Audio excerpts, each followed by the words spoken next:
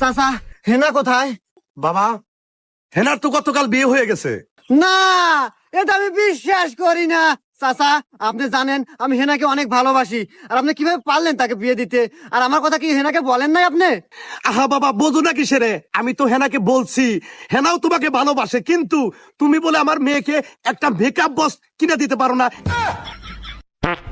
এইভাবে অপমান চাচা, এটা আমি মানতে পারছি না।